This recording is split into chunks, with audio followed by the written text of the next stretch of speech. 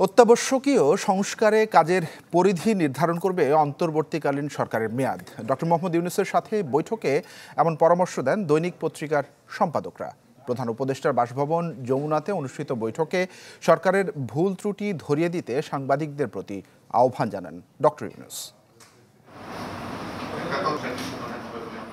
প্রধান উপদেষ্টার বাসভবন যমুনায় ডক্টর মোহাম্মদ ইউনূসের সাথে মতবিনিময় করেন দৈনিক পত্রিকার ২০ সম্পাদক। সকাল 11:30টায় আলোচনা শুরু হয়ে চলে প্রায় ১.৫ ঘন্টা।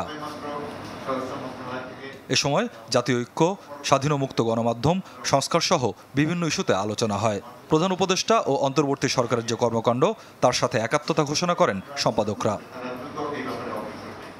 পরে ডেইলি স্টার সম্পাদক ও প্রকাশক মাহফুজ আনাম তুলে ধরেন বৈঠকের সারসংক্ষেপ। সাংবাদিকদের নিশ্চয়তা এবং সাংবাদিকদের ব্যাপারে যে এরকম যত্রতত্র খুনের মামলা হচ্ছে এটা যেন বন্ধ হয় এবং এই ব্যাপারে সরকার যেন সুস্পষ্ট একটা অবস্থান নেন। সাংবাদিকদের যদি কোনো রকম দোষ থাকে, তারা যদি দুর্নীতির কারণে থাকে, তাদের সঙ্গে আলাদা মামলা হবে, কিন্তু এইভাবে যেন না হয়।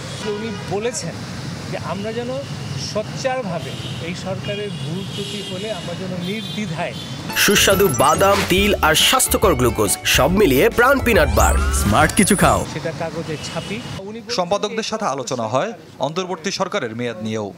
Digital security act, cyber security act, এই ধরনের আইন যেন অ্যাটলিস্ট এই মুহূর্তে ঘোষণা হয় যে এগুলোতে সাংবাদিকের নিপীড়নের যেসব অধ্যায়গুলো আছে এগুলো কার্যত হবে না, এবং এটার রিফর্মটা ওনারা সময় নিয়ে এটা করবেন।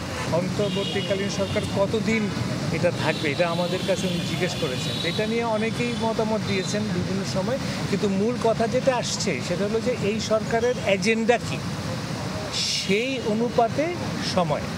পরে ফরেন সার্ভিস একাডেমিতে ব্রিফিংয়ে প্রধান উপদেষ্টার প্রেস সচিব বলেন, বিভিন্ন বিষয়ে আলাপের পাশাপাশি অন্তর্বর্তী সরকারের যৌক্তিক সময় ইস্যুতে সম্পাদকদের মতামত জানতে চান প্রধান উপদেষ্টা। সবচেয়ে যেটা এসছে যে সর্বনিম্ন যেই ইয়েটা এসছে, সবাই বলেছেন যে মিনিমাম 2 বছর বা 2 বছর একটু কম যাতে এই গভর্নমেন্টের মেয়াদ হয়।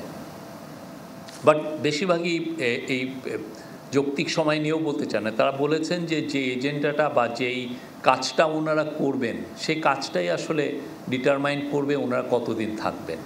প্রধান উপদেষ্টা সম্পাদকদের জানান, রাষ্ট্র মেরামত করে নতুন শিখরে নেয়ার বড় সুযোগ এসেছে, একে কাজে লাগাতে হবে।